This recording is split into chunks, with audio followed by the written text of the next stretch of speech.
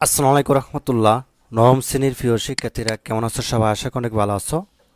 নবম শ্রেণীর ষান্মাসিক মূল্যায়ন 2024, বিষয় ডিজিটাল প্রযুক্তি, তারিখ 6/7/2024, অ্যাসাইনমেন্ট নাম্বার 2। ঠিক আছে, তো ইতিমধ্যে তোমাদের অ্যাসাইনমেন্ট 1 প্রকাশ করা হয়েছে চ্যানেলে। সেটি অবশ্যই প্লে লিস্টে তোমরা দেখতে পাবা।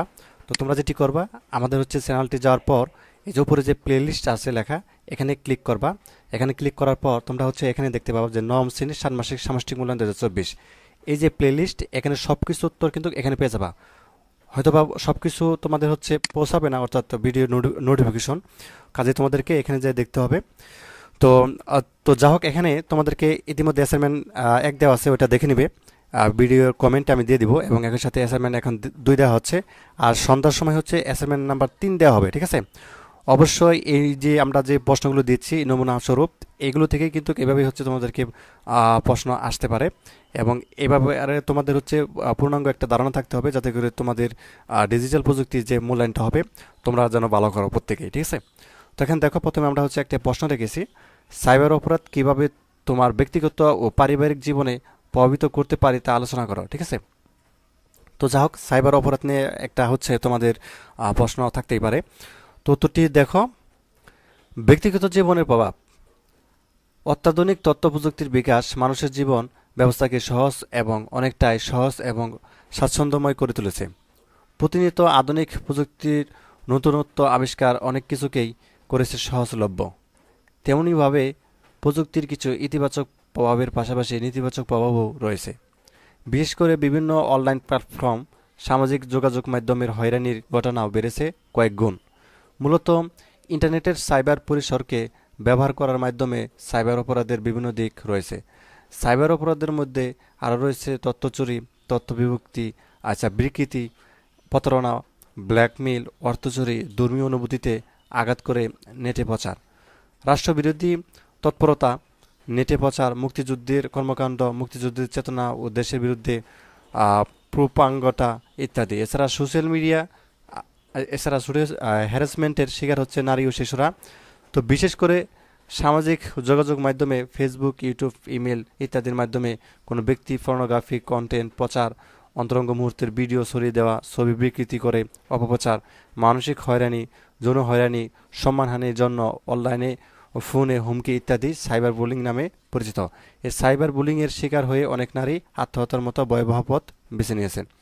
তো যা হোক, বুঝতে পারছো যে ব্যক্তিগত জীবন আসলো সাইবার অপরাধ যে প্রভাবটা, এটি কিন্তু বিভিন্ন ধরনের প্রভাব আসলো পরে। তো এরপরে আমরা দেখবো পারিবারিক জীবনে প্রভাব। তো সাইবার অপরাধে পারিবারিক জীবনে কিরকম প্রভাব পড়ে, যেমন বর্তমান আধুনিক সমাজে অনেকেরই হয়রানি বা প্রতারণার মুখোমুখি হতে হচ্ছে। বিশেষ করে নারীরা প্রতিনিয়ত শিকার হচ্ছেন সাইবার বুলিংয়ে। এর পাশাপাশি পুরুষেরাও পারিবারিক ও সামাজিকভাবে সম্মানহানি সহ আর্থিক প্রতারণার শিকারও হচ্ছেন অনেকেই। সাইবার অপরাধের শিকার হলে পারিবারিকভাবে অনেক বেশি হেয় হতে হয়। পরিবারের সদস্যরা ছোট চোখে দেখে। ঠিক আছে, তো যা হোক, এটি আমরা প্রশ্ন নাম্বার 1 যে নমুনা প্রশ্ন উত্তর তোমাদেরকে দিয়ে দিলাম, এভাবে তোমরা আনসার করতে পারো। তো তারপর দেখো, দলগত একটা কাজ রেখেছি আমরা, সেটা যে দলগতভাবে নিরাপদ সোশ্যাল মিডিয়া ব্যবহারে একটি নির্দেশিকা তৈরি করো। অর্থাৎ আমরা জানি সোশ্যাল মিডিয়ার মধ্যে ফেসবুক আছে, ইনস্টাগ্রাম আছে, টুইটার আছে, লিঙ্কডইন আছে, পিন্টারেস্ট আছে। ঠিক আছে, তো অনেকগুলো সোশ্যাল মিডিয়া আছে, বিশেষ করে ফেসবুকটা বেশি ব্যবহার করা হয়। তো এই যে ফেসবুক বা সোশ্যাল মিডিয়া যে ব্যবহার করা হয়, এটা যে নিরাপদ একটা নির্দেশিকা রয়েছে, অর্থাৎ কীভাবে নিরাপদভাবে চালানো যায় বা ব্যবহার করা যায়, এ ব্যাপারে দলগতভাবে তোমরা একটা নির্দেশিকা তৈরি করতে বলা হতে পারে যে নিরাপদ সোশ্যাল মিডিয়া ব্যবহারে একটি নির্দেশিকা তৈরি করো। ঠিক আছে, দলগত কাজ এটা। তো যাক, এইভাবে আনসারটা করতে পারো। যে উত্তরটি এরকম যে যে কোনো সোশ্যাল মিডিয়া সাইট ব্যবহার করার আগে নিশ্চিত হয়ে নেওয়া উচিত যে ব্যক্তিগত তথ্যের গোপনীয়তা রক্ষার্থে তারা কী কী বিষয়ে নজর দেয়। এর সাথে সাথে ব্যবহারকারী হিসেবে নিজের দিক থেকেও কিছু বিষয়ে সতর্ক থাকা উচিত। তো এখন দেখো, নিরাপদ সোশ্যাল মিডিয়া ব্যবহারে একটি নির্দেশিকা তৈরি করা হলো। 1 নাম্বার, পাসওয়ার্ড নিয়মিত পরিবর্তন বা আপডেট করা। ঠিক আছে, তো অনেকেই পাসওয়ার্ড দিয়ে রাখে একটা, ওটা আপডেট করে না বা পরিবর্তন করে না, তো এটা কিন্তু আপডেট করা উচিত। তো তারপর দেখো, সোশ্যাল মিডিয়ার গোপনীয়তা বা প্রাইভেসি সেটিংস সংক্রান্ত রক্ষা করা। ঠিক আছে, তো 3 নাম্বার দেখো, বন্ধুদের আহ্বান গ্রহণ করার সময় সাবধানতা অবলম্বন করা।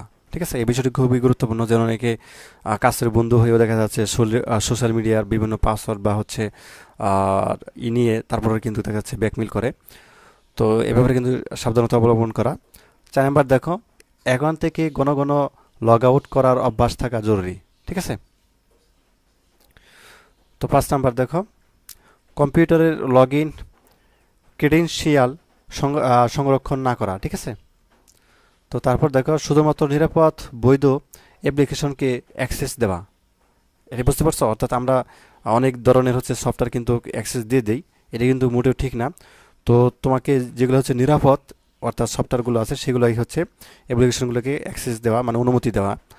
তো তারপর 7 নাম্বার দেখো যে ইমেল ওপেন করার সময় সাবধানতা অবলম্বন করা। ঠিক আছে। এবং 8, আধুনিক অ্যান্টিভাইরাস ইনস্টল ব্যবহার করা। ঠিক আছে, যেগুলো আধুনিক ওইগুলা। তো যাই হোক, এইভাবে হচ্ছে আমরা একটা নিরাপদ সোশ্যাল মিডিয়া ব্যবহারে একটা নির্দেশিকা এইভাবে আমরা তৈরি করতে পারি। তো এটা দলগত কাজ আসতে পারে। তো এই ছিল বিষয়। আর সন্ধ্যার সময় তোমাদের অ্যাসাইনমেন্ট নাম্বার 3 কিন্তু প্রকাশ করা হবে।